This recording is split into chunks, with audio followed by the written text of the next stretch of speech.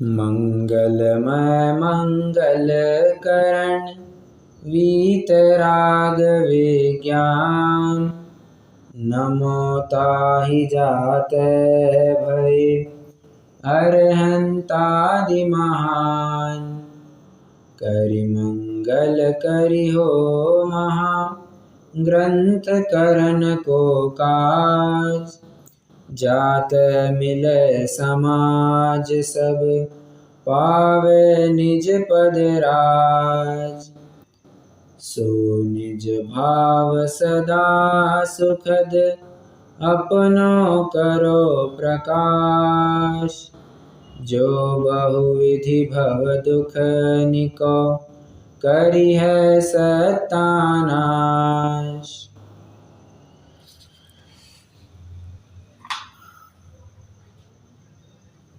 आचार्य कल्प पंडित टोडरमल जी द्वारा रचित अनुपम कृति श्री मोक्ष मार्ग प्रकाशक जी ग्रंथ सामने विराजमान है।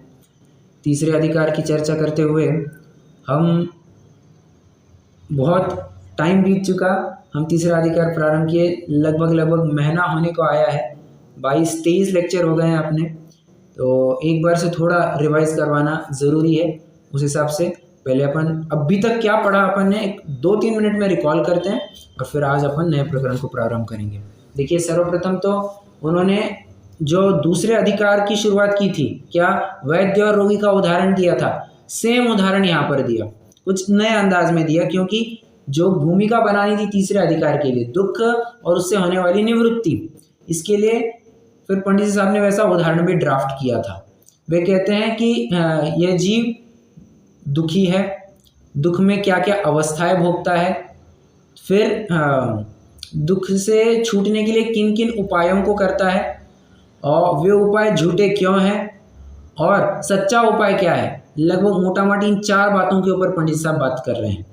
दुख की अवस्था, इसका तो वर्णन हो गया। दुख के लिए किए जाने वाले उपाय, इसके बारे में बात की, और दुख उपाय झूठे क्यों हैं इसके बारे में भी बात कही, और सच्चा उपाय क्या है ये तो हर जगह अपन एक बात देखते ही आ रहे हैं। सम्यक दर्शन आदि, सम्यक दर्शन, सम्यक ज्ञान, सम्यक चारित्र, यही सच्चा उपाय है। यही तुम्हारे ज्ञानावरण, दर्शनावरण, मोहनीय, इनके अभाव का उपाय रहेगा।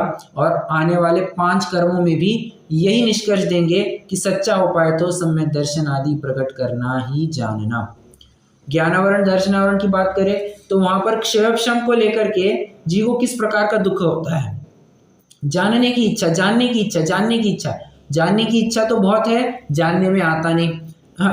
जानने का प्रयास करे पर क्षयक्षम उतना होता है नहीं, तो जान पाते हैं नहीं, याद रहती है नहीं बातें, तो इस प्रकार से उसको लेकर के दुख होता है। और उपाय क्या करता है, झूठे उपाय ये करता है, नए नित साधन उपलब्ध कर करा के ये नवीन ज्ञान का गेय कुछ किसी न किसी वस्तु को अपने ज्ञान का गेय बनाते रहता है, विषयों में और प्रवृत्त होते रहता है। सच्चा उपाय तो यही बताया था कि जानने की इच्छा कम करो तो अपने आप ज्ञान बढ़ जाएगा। देखिए एनालॉजी भी कैसी है। कल भी अपनी बात हुई थी ना कि अमीर होने के लिए जगत की समस्त सामग्रियों को इकट्ठा करना जरूरी नहीं है, तो अपनी इच्छाओं को कम कर दो तो तब भी अमीरी आ जाएगी, है उतनी संपत्ति भी बहुत दिखने लग जाएगी। एक ज्ञानी बनने के लिए क्या करना, नित नवीन ज्ञेयों को जानते रहना, नहीं तो जानने की इच्छा जो है, जो ज्ञेय लुब्धता है, उसको कम करना, उसको खत्म करना, ये ज्ञानी होने का उपाय है। निष्कषायी होने का उपाय क्या, जो कषाय उत्पन्न हुई है उसकी पूर्ति करना या उस अनुसार विषय उसको प्रदान करना, ये निष्कषायी होने का मार्ग नहीं है। तो कषायों का अभाव करना, ये निष्कषायी होने का मार्ग है। बस इसी तर्ज पर पंडित जी साहब ने ज्ञानावरण, दर्शनावरण और मोहनीय, इन तीनों कर्मों में बात कही है। तीनों कर्मों में, हाँ, ज्ञानावरण, दर्शनावरण के अभाव का उपाय अधिक जानना देखना न होकर के जानने देखने की जो इच्छा है उसको कम करना है। दर्शन मोह में विपरीत मान्यता, चारित्र मोह की बात करें तो वहां पर पूरी इच्छाओं की बात की, पूरी कषायों की बात की कि कषाय को लेकर के जीव को किस किस प्रकार के दुख होते हैं। और एक बात तो वे हर जगह कहते हैं कि किसी विषय का ज्ञान होना अर्थात ज्ञेय का ज्ञान होना, किसी वस्तु के बारे में श्रद्धान होना, या श्रद्धान तो ठीक है, श्रद्धान तो 2 मिनट के लिए बाजू में रखिए, परंतु कषाय को लेकर के कार्य की सिद्धि होना, ये सब भवितव्य अधीन है। पंडित जी साहब एक बात को बार बार दोहरा रहे हैं, क्योंकि ये बात हमारी घुट्टी में पिलाना चाहते हैं कि भवितव्य ही तुम्हारे सारे काम को करेगा।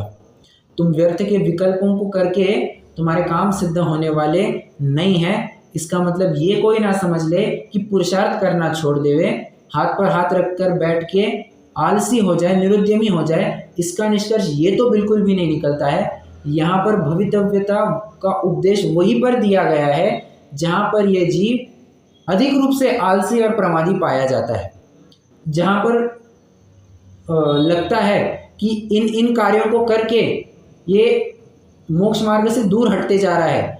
यहाँ पर अपना पुरुषार्थ बतलाता है, जबकि यहाँ पर पुरुषार्थ की कोई बात होती है नहीं, तो वहाँ पर भवितव्य का उपदेश दिया जाता है। और जहाँ पर उसको प्रोत्साहित करना होता है, बाबा तू श्रद्धा नहीं करेगा तो क्या करेगा, तू अपने आत्मा को नहीं जानेगा तो क्या करेगा, अपने आत्मा में विचरण करेगा नहीं करेगा तो क्या करेगा, मतलब प्रवृत्ति रूप भी उसको बताया जाता है, पुरुषार्थ परक भी उसको कथन दिया जाता है। वो भवितव्य अधीन नहीं है।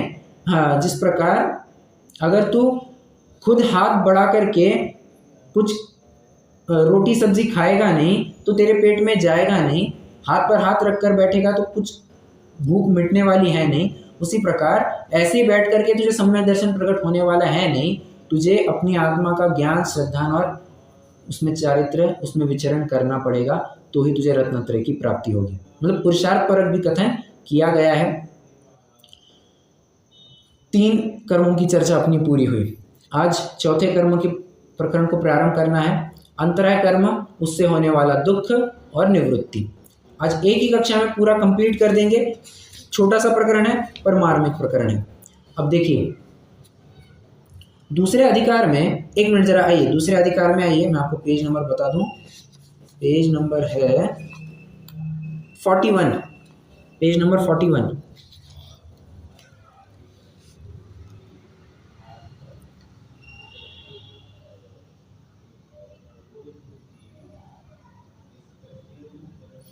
आ गए। वहां पर अंतराय की बात क्या कही है, तथा अंतराय के उदय से जीव चाहे सो नहीं होता। जो जीव की इच्छा है, जो जीव करना चाहता है वो नहीं कर पाता। ये किसकी वजह से? अंतराय की वजह से। ठीक है, अब यहाँ पर देखना, यहाँ पर बात तो वही आएगी, परंतु पंडित जी साहब ने जीव जो चाहता है उस अपेक्षा बात न करके, जीव अपने कार्य को सिद्ध करने के लिए जिन कारणों की खोज करता है, जिन कारणों को अपनाता है, उन कारणों के ऊपर फोकस किया है। देखो, दूसरे अधिकार में एक प्रकार से उस इच्छा के ऊपर फोकस किया था कि इच्छा हो रही है, वो काम नहीं हो पा रहा है, वो अंतराय। अब यहाँ पर अंतराय की अपेक्षा कैसे बात करेंगे, अंतराय में कैसे बात करेंगे? तो अपनी इच्छा को पूर्ण करने के लिए जिन कारणों को अपनाता है, जिन उपायों को अपनाता है, उसमें किस प्रकार की अंतराय होती है, इसलिए उसका कार्य सिद्ध नहीं हो पाता है, इसकी बात कर रहे हैं। देखिए 2 बातें, मैं ब्रीफ ओवरव्यू देता हूं यहाँ पर क्या कहना चाह रहे हैं। 2 बातें कही पंडित साहब ने। हाँ, कार्य होना ना होना भवितव्य अधीन है।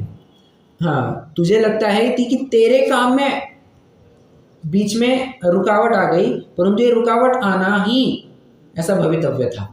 एक पॉइंट नंबर 1। पॉइंट नंबर 2, अगर कार्य सिद्धि की अपेक्षा ही बात करें, ठीक है, तो उसमें विघ्न आया।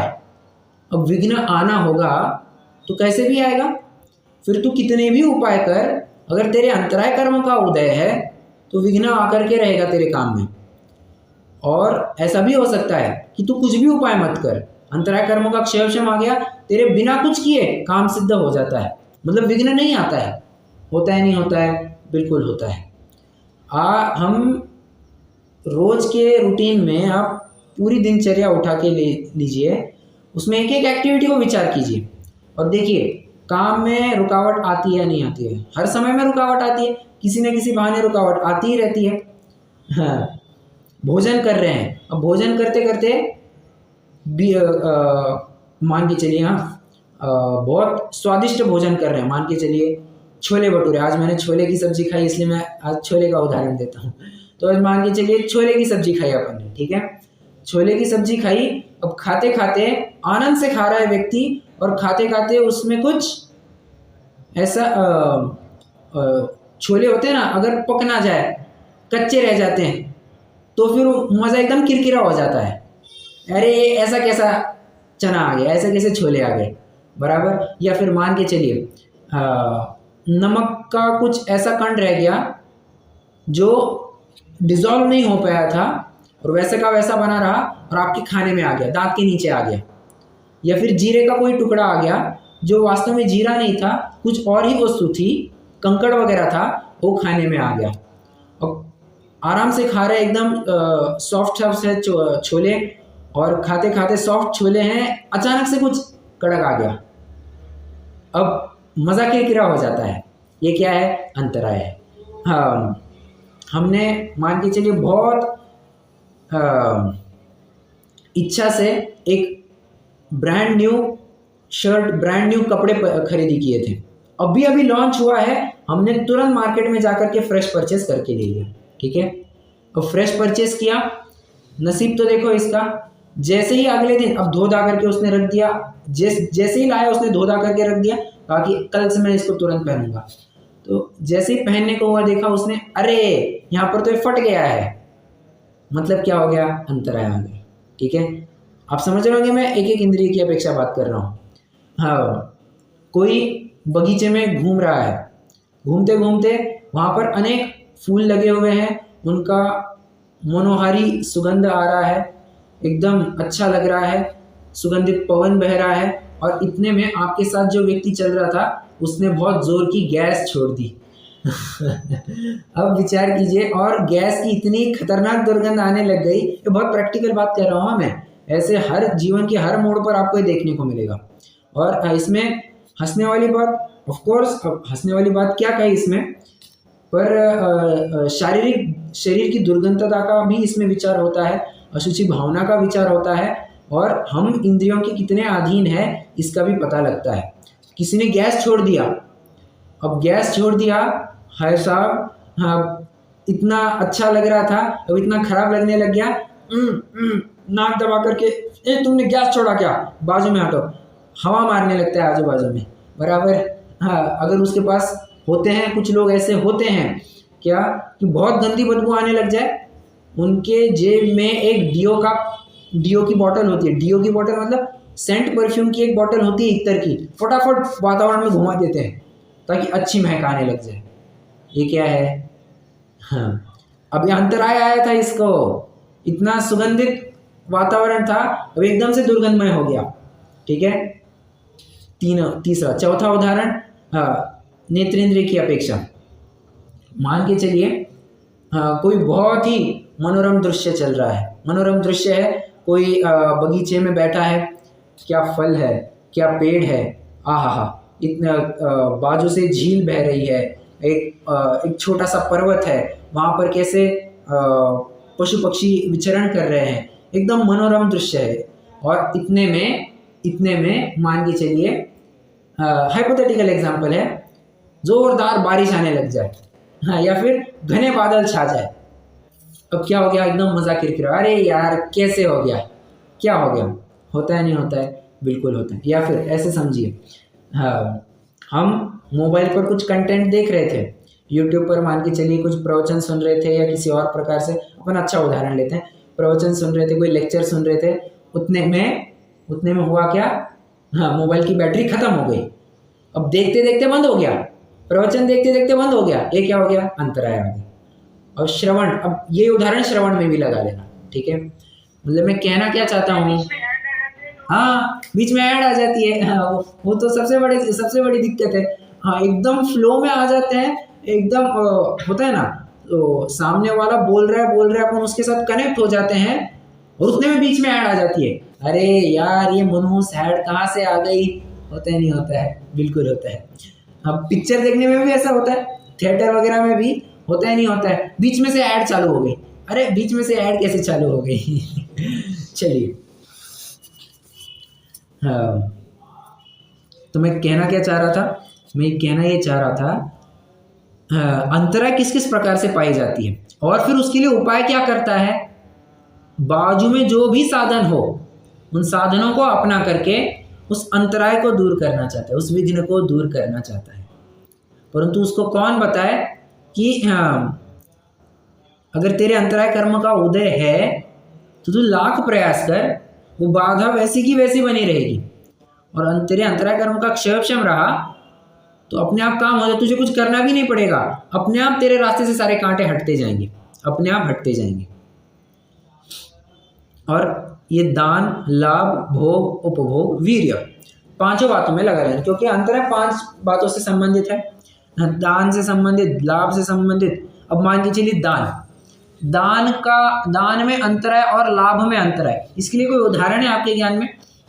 हाँ, दान में अंतराय और लाभ में अंतराय।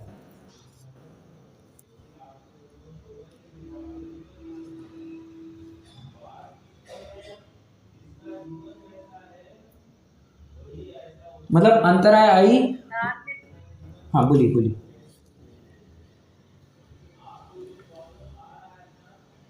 दान में तो जैसे मंदिर में कई बार पैसा देना चाहते हैं, लेकिन कभी कुछ ऐसा हो गया कि वो मंदिर में काम ही नहीं हो रहा है तो पैसा नहीं दे पा रहे हैं।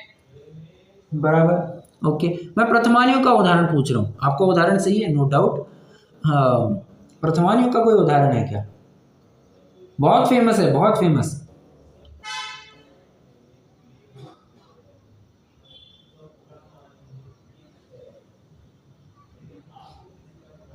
अरे क्या बात है, पहले तीर्थंकर भूल गए क्या? क्या हुआ था? हाँ दान का, है ना। और मुनि आदिनाथ की अपेक्षा विचार करेंगे तो उनको लाभ में अंतराय हो गया। उनको भोजन आहार की विधि नहीं हो पा रही थी, तो उसमें अच्छा, इसमें लाभ में भी ले सकते हैं और भोग में तो क्या कहे, भोग में कैसे कह सकते हैं, बट ठीक है, अब भोजन करना एक प्रकार से भोग की बात है, तो लाभ में बेटर रहेगा, ठीक है, वैसे कोई दिक्कत वाली बात नहीं। अब देखिए 6 महीने तक तो वे और जब तक केवल ज्ञान ना हो दीक्षा के बाद में, तब तक वो वीर्य शक्ति का अंतराय कह सकते हैं क्या? वो तो फिर प्रत्येक का रहता है ना, वो तो प्रत्येक का रहता ही है। ओके, ठीक है। हाँ, मैं तो ये कह रहा हूँ कि आदिनाथ भगवान मुनि अवस्था में जब थे 6 महीने तक तो कुछ दिक्कत ही नहीं, क्यों? प्रतिज्ञाबद्ध थे भाई, मुझे निकलना ही नहीं बाहर, स्वरूप गुप्त, ठीक है, बाहर निकलना ही नहीं, मुझे तटस्थ बने रहे। 7वां महीना जैसे ही चालू हुआ, हाँ, पहले दिन से आहारचर्या के लिए, ठीक है, पहले दिन नहीं मिली होगी आहार विधि, दूसरे दिन भी नहीं, 1 हफ्ता, 1 महीना, अरे 6 महीने हो गए, अरे 6 महीने के 7 महीने हो गए, 7 महीने 13 दिन हो गए, आहार नहीं मिल रहा है, क्या बात है। और देखिए ना, हाँ, इसमें क्या है, लाभांतराय कर्म का उदय कहा जाएगा, बराबर, क्योंकि उनको आहार मिल ही नहीं रहा है ना। उपाय तो बराबर से कर रहे हैं, क्या बराबर रोज नगर में जा रहे हैं, उपाय तो कर रहे हैं, परंतु आहार अंतराय कर्म का उदय है, कार्य हो रहा है क्या? नहीं हो रहा है। अब देखो, हाँ, अंतराय कर्म का क्षेपक्षम हुआ 7 महीना 14वें दिन जैसे ही आहार में गए, राजा श्रेयांस के यहाँ पर आहारदान हो गया, हुआ या नहीं हुआ? बस हो जाता है, ऐसी बात है। हाँ, और एक उदाहरण देता हूँ मैं। हाँ, ये पंचम काल का अंत, कल्कि का अगर आपको उदाहरण पता होगा तो वो कल्कि का उदाहरण जरा विचार करना, जहाँ पर चतुर्विध संघ बना रहेगा, और चतुर्विध संघ जब मुनिराज आहार के लिए श्रावक के घर में आएंगे तो जैसे ही पहला ग्रास लेने को होंगे, वो पहला ग्रास वो जो कल्कि राजा है वो उससे छीन लेगा, टैक्स के रूप में उसे वसूल लेगा, और इसी को अंतराय मान ली जाएगी। अब श्रावक को देने के लिए भी अंतराय हो गई और मुनिराज के लिए भी लेने के लिए अंतराय हो गई। मुनिराज के लिए कौन सी अंतराय हो गई? पिंड हरण नाम का एक दोष है, बराबर। तो पिंड हरण मतलब क्या? किसी ने भोजन कर पात्र में कुछ डाला और वो उठा करके ले गया, ये पिंड हरण नाम का दोष है, अंतराय है। और अंतराय आ गई तो मुनि राजा आहार का त्याग कर देते हैं। बस ये दान अंतराय लाभांतराय का उदाहरण ले सकते हैं। भोगांतराय उपभोगांतराय आप समझ सकते हो उसी प्रकार से। और वीर्य शक्ति मतलब उत्साही नहीं होना। हम चाहते कोई कार्य एकदम उत्साह से करे, पढ़ाई करे एकदम उत्साह से करे, स्वाध्याय करे उत्साह से करे, मन ही नहीं लगता है, एकदम मरियल से हो गए हैं, उत्साह ही नहीं हो रहा है, ये क्या है? अंतराय कर्म का उदय है। उत्साह बन ही नहीं रहा है। बराबर। आइए थोड़ा प्रकरण पढ़ते हैं, पेज नंबर 57। अंतराय कर्म के उदय से होने वाला दुख और उससे निवृत्ति तथा जीव के मोह द्वारा, माइंड वेल अंडरलाइन, मोह द्वारा, इसको हाईलाइट कीजिए, अंडरलाइन कीजिए, जीव के मोह द्वारा। क्या बात खुल करके आई? खुल करके क्या बात आती है? अरे अंतराय कर्म भी मोह के अधीन है। हाँ, तुम कार्य देखो ना, दूसरे अधिकार में पहली चोट में क्या कहा था? जीव कोई कार्य को करना चाहे। अरे वो चाहना किसका है? चाहना, इच्छा करना, ये क्या है? राग ही तो है, ये तुम्हारा कषाय ही तो है, मोहनीय आ गया। बराबर। तो बस वो मोहनीय ही है जो तुम्हें ड्राइव कराता है। हाँ, तथा जीव के, अब देखिए ना, जिसको कोई कार्य करने की इच्छा ही नहीं है तो फिर कोई बीच में आड़े आए ना आड़े, उससे कुछ फर्क ही नहीं पड़ता। क्यों? मेरा वो प्रयोजन है ही नहीं। एक उदाहरण देता हूँ मैं, देखो। हाँ, मान के चलिए ऑफिस में कोई एम्प्लॉई है, वो जॉब करने वाला व्यक्ति है, तो उसका बहुत टाइम से प्रमोशन नहीं हो रहा है। वो चाह रहा है कि मेरा प्रमोशन, मैं इतना अच्छा काम कर रहा हूँ, मेरा प्रमोशन हो जाए, मेरा प्रमोशन हो जाए। और वो सोचता क्या है, ये खड़ूस बॉस है, इसकी वजह से मेरा प्रमोशन नहीं हो रहा है। मतलब बॉस को अंतराय के रूप में देखता है। ठीक है, मतलब बॉस मेरे प्रमोशन में, मेरे ग्रोथ में दिक्कत पैदा कर रहा है, बाधा डाल रहा है, ऐसा बॉस अब रास्ते का कांटा दिखने लगता है। एक, अब वहीं पर विचार कीजिए, किसी को प्रमोशन की अपेक्षा ही नहीं है, भाई तुमको प्रमोशन करना है करो, नहीं करना है मत करो, मैं अपना काम कर रहा हूँ। अगर इस अपेक्षा से कोई बढ़ता है, ठीक है, तो उसको बॉस रास्ते का कांटा दिखेगा क्या? क्या उसको बॉस लगेगा कि ये मेरे प्रमोशन में बाधा डाल रहा है?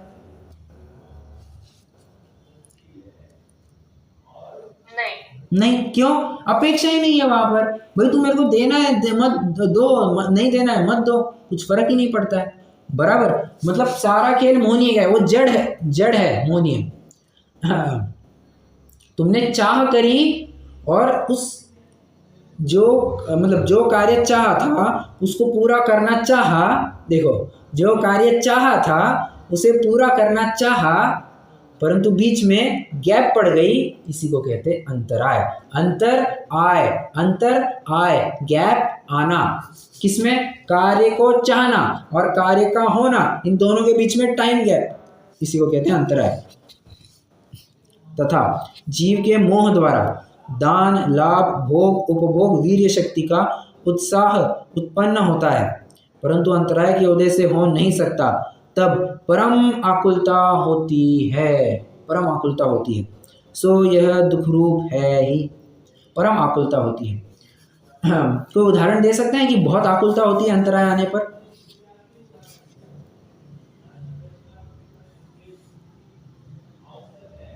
एक उदाहरण मैं आपको जरूर दे सकता हूँ, बहुत स्थूल उदाहरण, बट समझने के लिए बहुत अच्छा है। हाँ, क्या हो रहा था? 2020 मार्च 2020, कब? 5 साल पहले। चलो 5 साल पहले की बात चल रही है। तो 5 साल पहले क्या हुआ था? 2020 में कोरोना फैलने लग गया था। अब फरवरी मार्च तक ऐसा कुछ लगा नहीं था, और ठीक है चल रहा है, हो रहा है, नहीं हो रहा है। ऐसे में अचानक से लग गया कर्फ्यू। अब जो लोग चाह रहे थे कि हम यहाँ, उन्होंने प्लान्स बनाए थे कि मैं यहाँ घूमने जाएंगे, वहाँ घूमने जाएंगे, हमारी परीक्षाएं खत्म हो जाएगी, हम यहाँ घूमेंगे, अच्छा हमारी नौकरी लग जाएगी तो हम जॉब करने लग जाएंगे, ये सब अपेक्षाएं संजो रखी थी अपने मन में। और हुआ क्या? लॉकडाउन लग गया, कर्फ्यू लग गया। परम आपको, और देखा होगा इतने कोई लोग तो इतने गुस्से में आ गए थे कि ऐसा तो कोरोना आ गया, लॉकडाउन लग गया, कहीं जा नहीं सकते, ये नहीं कर सकते, वो नहीं कर सकते। परम आकुलता होती है। उसको लग रहा है कि अब मैं बंदिश तो हो गया हूँ घर में, क्वारंटाइन कर दिया है, हाँ भले ही मुझे कोरोना हुआ है नहीं हुआ है, मैं क्वारंटाइन जैसे ही हो गया हूँ, हाँ बस। तो परम आकुल चित्त होता है, ये एक उदाहरण समझना, ठीक है। इसका उपाय यह करता है कि जो विघ्न के बाह्य कारण सूझते हैं उन्हें दूर करने का उद्यम करता है, परंतु वह उपाय झूठा है। उसे लगता है कि इसकी वजह से मेरा काम अटक रहा है, तो इसको हटा। भले आदमी कारण को हटाने से थोड़ी ना तेरा विघ्न हटने वाला है। एक कारण को हटाएगा दूसरा कारण आ जाएगा। जब तक तेरे अंतराय कर्म का उदय है तो लाख प्रयास कर, एक कारण को हटाएगा दूसरा कारण उसकी जगह पे आएगा। हो सकता है उससे ज्यादा ताकतवर हो सकता है उससे ज्यादा ताकतवर, बिल्कुल हो सकता है। बस यही बात है। हाँ कहाँ थे? हाँ, उपाय करने पर भी अंतराय का उदय होने से विघ्न होता देखा जाता है, और अंतराय का क्षयक्षम होने पर बिना उपाय भी विघ्न नहीं होता। इसलिए विघ्नों का मूल कारण अंतराय है। इसमें आप एक छोटी सी समरी लिख सकते हैं, लिखिए फटाफट लिखिए थोड़ी। हाँ, उपाय प्लस अंतराय कर्म का उदय, उपाय प्लस अंतराय कर्म का उदय, एरो करके लिखेंगे विघ्न। इसका मतलब क्या हुआ? ये उपाय करता है परंतु इसके अंतराय कर्म का ही उदय है, तो इसी कार्य में विघ्न आएंगे ही आएंगे, ठीक है। अब दूसरी पंक्ति लिखिए। हाँ, बिना उपाय प्लस अंतराय कर्म का क्षयक्षम,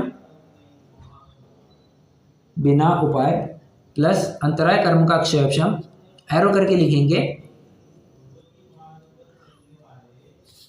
विघ्न नहीं होता। समझ में आ रहा है? हाँ, अगर तेरे अंतराय कर्म का एक क्षयक्षम है तो फिर क्या दिक्कत है, तो तेरा काम तो हो ही जाएगा, ठीक है। हाँ चलिए, अब देखिए उदाहरण दे रहे हैं, बहुत सॉलिड उदाहरण दे रहे हैं। कह रहे हैं जिस प्रकार से कोई कुत्ता है, टॉमी को कोई डंडे बरसाए, कोई बहुत फटके मारे लकड़ी से डंडे से, तो कुत्ता करता क्या है, उसको लगता है डंडी मेरे लिए दुख का कारण है, तो डंडी के ऊपर झपटता है। शेर को देखना, शेर को कोई डंडी मारो, वैसे ये दुस्साहस करना नहीं शेर को डंडी मारने का, वरना दिक्कत हो जाएगी। शेर पीछे पड़ जाएगा और दौड़ते नहीं आएगा तो शेर वहीं पे ख़त्म कर देगा। तो शेर को कोई लाठी मारे तो शेर लाठी को नहीं पकड़ता, लाठी मारने वाले को पकड़ता है। मैन बिहाइंड द कर्टन्स, सूत्रधार कौन है, ये सब चला कौन रहा है, ये जितने भी विपरीत संयोग मिल रहे हैं इनके पीछे सूत्रधार कौन है? अंतराय कर्म। ये इतने कामों में क्यों अटकने आ रही है? अंतराय कर्म। हाँ देखिए, तथा जैसे कुत्ते को पुरुष द्वारा मारी हुई लाठी लगी, वहां वह कुत्ता लाठी से वृथा ही द्वेष करता है, उसी प्रकार जीव को अंतराय से निमित्तभूत किए गए बाह्य चेतन अचेतन द्रव्यों द्वारा विघ्न हुए, यह जीव उन बाह्य द्रव्यों से वृथा द्वेष करता है। इसकी वजह से हुआ, इसकी वजह से हुआ। अरे द्वेष के पात्र नहीं है ये साधन, ये कारण द्वेष के पात्र नहीं है। तो द्वेष का पात्र क्या? तुम्हें तो जो इसका सूत्रधार है उसको हटाने की बात करनी है। हाँ, अन्य द्रव्य इस विघ्न करना चाहे और इसके न हो, तथा अन्य द्रव्य विघ्न करना न चाहे और इसके हो जाए। मतलब कहते हैं कोई बहुत बीच में काम अटकाना चाहे, परंतु जिसका काम होना होता है वो तो होकर के ही रहता है, बराबर। और जिसका काम नहीं होना होता है तो बिना कुछ किए भी काम अटका रहता है। जैसे उदाहरण है कोई?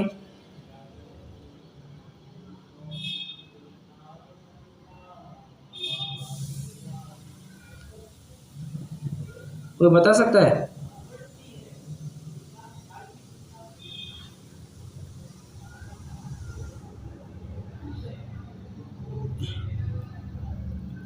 अब इसमें उदाहरण कैसे ले सकते हैं? हाँ, मान के चलिए कोई चल रहा है व्यक्ति, अब खुद चल रहा है, ठीक है, मोबाइल में देखते देखते चल रहा है, आ गया गड्ढा, गड्ढे में गिर गया, बराबर। अंतराय, विघ्न आ गया, रास्ते में बाधा आ गई, बराबर। किसने किया था? क्या सरकार ने जानबूझ करके खड्डे खुदवाए थे? भले आदमी मेट्रो का काम चालू है, मेट्रो का काम चालू है तो वहाँ पर खड्डे वगैरह फाउंडेशन बनानी है मेट्रो स्टेशन के लिए, हाँ वो क्या कहते हैं, ट्रैक के लिए बनाना है, पिलर्स वगैरह बनाने हैं, तो उसके लिए फाउंडेशन बनाना है, तो गड्ढा तो खोदा ही जाएगा। अब तुम देख करके नहीं चले, इसमें हम क्या करें? इस कोई चाहता नहीं है कि तुम गिर जाओ, परंतु तुम्हारी अंतराय का उदय है तो तुम गिर गए। और ऐसा होता है नहीं होता है? कोई किसी को मारना चाहे और वो मरता है नहीं। बहुत घटनाएं होती है, बहुत घटनाएं। मारना चाहता है एक को, लगती है गोली दूसरे को, काम ही नहीं बनता। अथवा हाँ, मारने के लिए गोली लगाई, गोली चलाई, परंतु सिर पे लगानी थी तो बस कान को टच करके चली गई। किसके साथ हुआ था ये? मारना चाहता है व्यक्ति को, सिर पे मारना चाहता है, पर गोली कान को लग करके गई। किसके साथ हुआ था ये?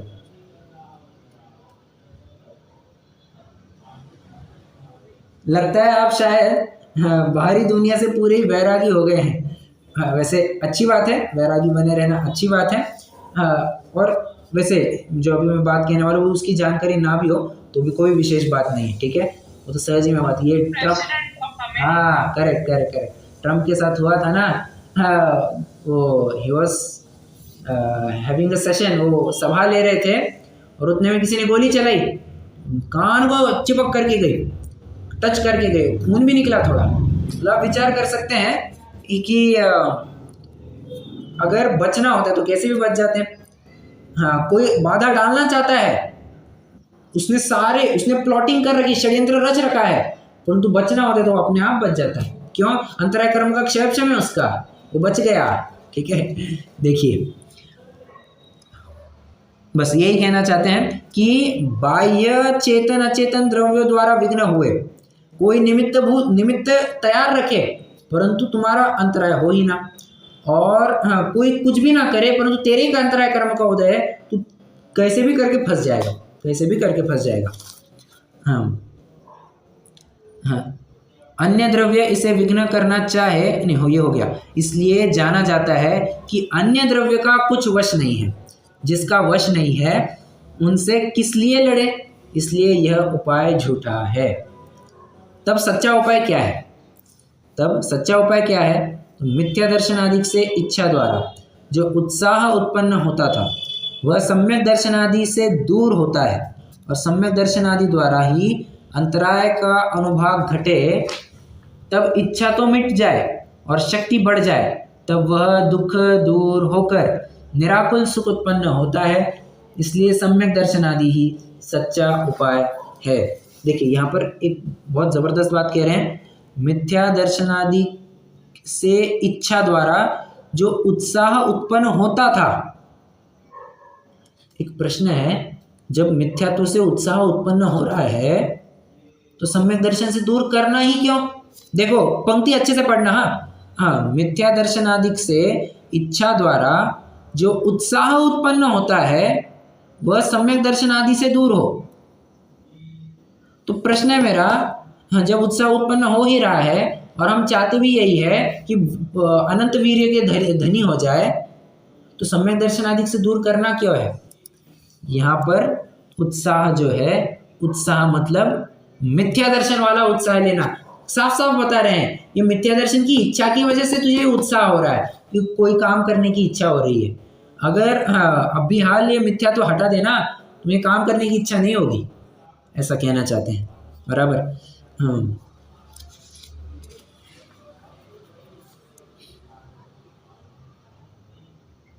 और सम्यक दर्शन आदि द्वारा अंतराय का अनुभाग घटे, तब इच्छा तो मिट जाए और शक्ति भी बढ़ जाए। देखिए ना, हाँ, इच्छा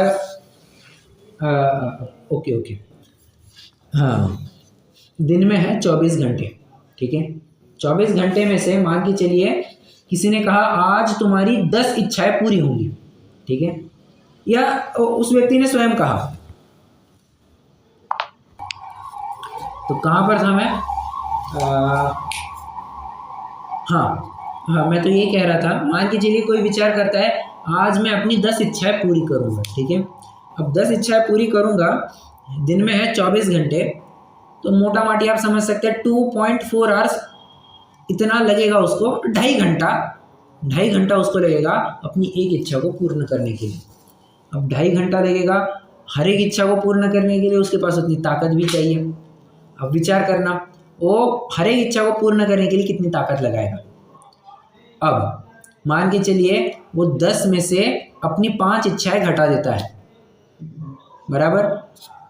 हाँ, 5 इच्छाएं घटा देता है, इच्छा तो पूरी हो गई, परंतु जो बाकी की 5 इच्छाएं थी, 5 इच्छाओं संबंधी जो ताकत कंज्यूम करने वाला था, वो ताकत इसकी बच गई। वो हाँ, शारीरिक श्रम उतना बच गया उसका, बस इसी को तो कहते हैं तुम्हारी शक्ति बढ़ गई। और शक्ति बढ़ गई, लौकिक शक्ति तो बढ़ ही जाती है, पारलौकिक शक्ति भी बढ़ जाती है, तुम्हारी आत्मिक शक्ति बढ़ने लगती है। ये यहाँ पर कहना चाह रहे हैं, समझ में आ रहा है? हाँ, मतलब हाँ, इच्छा को कम करो तो है वो शक्ति भी ज़्यादा हो जाएगी। हाँ, ऐसी बात है, ठीक है। और तब वह दुख दूर होकर निराकुल सुख उत्पन्न होता है, इसलिए सम्यक दर्शन आदि ही सच्चा उपाय जानना, ठीक है। आत्म को हित है सुख सो सुख आकुलता बिन कहिए। यहाँ पर क्या कहा? तब वह दुख दूर होकर निराकुल सुख उत्पन्न होता है। वही निराकुल सुख आपको सुखी बनाएगा। आकुलता वाला सुख सुख नहीं दुख है। इंद्रिय सुख सुख नहीं दुख है, विषम बाधा सहित है बंध का कारण दुखद, परतंत्र है विच्छिन्न है। आया था ना अपन ने कुछ टाइम पहले एक छंद देखा था, सपरम बाधा संयम विच्छिन्नम बंध कारणम विषमम बंधदिएवं जीवम सुहम सुहम वा कदम कम्मम। समझ में आ रहा है? हाँ, कहना ये चाह रहे हैं कि सपरम पराधीनता से है, बाधा संयम बाधा से युक्त है, विच्छिन्नम विच्छिन्न है, क्या है, और बंध कारणम बंध का कारण है, विषम है, विषम है मतलब अलग अलग प्रकार की है, और ये बंद कराती है, जीव को बंद कराती है। बंधति एवं जीवम सुहम सुम व कदम कम्मम, बराबर। ये शुभ अशुभ कर्म, ये इच्छा अनिच्छा, ये आकुलता वाला सुख आकुलता वाला दुख, ये आपको और दुख ही देने वाले हैं। पराधीन सपने हो सुख नाही, ये स्लोगन हर जगह प्रचलित है ही, और उसी तर्ज पर यहाँ पर भी कह रहे हैं कि पराधीनता तो ठीक है, यहाँ पर निरंतर सुख एकदम आनंद वाला होगा। अब वो दिन विचार कीजिए जब आप अरहंत अवस्था में होंगे और जो आत्मा का ध्यान कर रहे होंगे, तो निरंतराय होगा, वहाँ पर अंतराय का कोई लवलेश नहीं, बस विदाउट एनी ब्रेक वो चलते जाएगा। ऐसी होती है अंतराय कर्म से होने वाले दुख और उससे निवृत्ति। कोई प्रश्न हो तो पूछ सकते हैं, तो अभी अपन विराम देंगे।